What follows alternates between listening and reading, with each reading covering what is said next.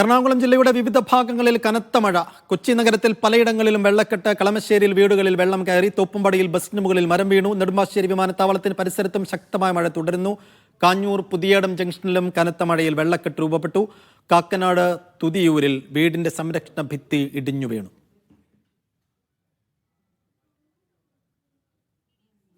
Lydia Jacob വിശദാംശം നൽകും. Lydia, കൊച്ചിയിൽ തുടർച്ചയായി വലിയ മഴ പെയ്തു കഴിഞ്ഞാൽ ഉള്ള അവസ്ഥ ഇത് നേരത്തെയും ഉള്ളതാണ്. അതിൻ്റെ കുറെ കൂടി കടുത്ത ഒരു രൂപമാണോ ഇപ്പോൾ കാണുന്നത്?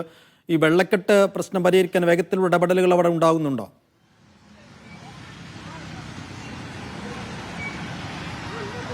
ഷെഫ്ദീൻ, 2 ദിവസം ശക്തമായ മഴ പെയ്താൽ കൊച്ചിയുടെ പ്രധാന ഭാഗങ്ങളിലെല്ലാം, പ്രത്യേകിച്ച് നഗരപ്രദേശങ്ങളിലെല്ലാം വെള്ളം കയറുന്ന ഒരവസ്ഥയാണുള്ളത്. ഇത് മുൻപും നമ്മൾ പലതവണ പറഞ്ഞിട്ടുള്ളത് കൂടിയാണ്. പ്രത്യേകിച്ചും ഈ ടൗണിൽ, കൊച്ചി നഗരത്തിൽ ഹൃദയഭാഗത്തും മറ്റും വലിയ രീതിയിലുള്ള വെള്ളക്കെട്ടുണ്ടാവുകയും വലിയ ഗതാഗത തടസ്സം ഉണ്ടാവുകയും ഒക്കെ സാധാരണഗതിയിൽ ചെയ്യുന്നതാണ്.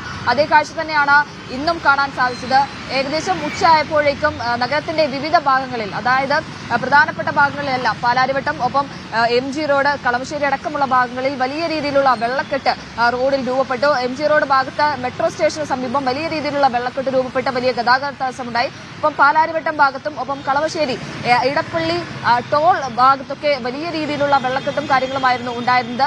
മഴ അല്പം കുറഞ്ഞിട്ടുണ്ട്. അതുകൊണ്ട് തന്നെ ഇപ്പോൾ ഗതാഗതം ഒരു പഴയ രീതിയിലേക്ക്, ഏകദേശം പഴയ രീതിയിലേക്ക് വന്നിട്ടുണ്ട്.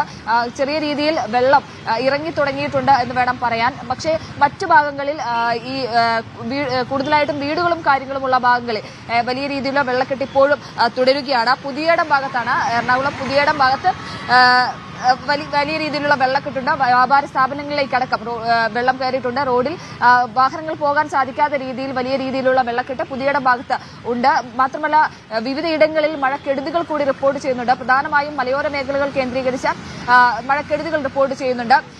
എറണാകുളം കോതമംഗലം മണികണ്ഠൻ ചാൽ ചപ്പാത്ത് ഒഴുകി, അതായത് നിറഞ്ഞൊഴുകി അങ്ങോട്ടേക്ക് പോകാൻ സാധിക്കാത്ത, അപ്പുറത്തെ വശത്തേക്ക് പോകാൻ സാധിക്കാത്ത അവസ്ഥയിലേക്ക്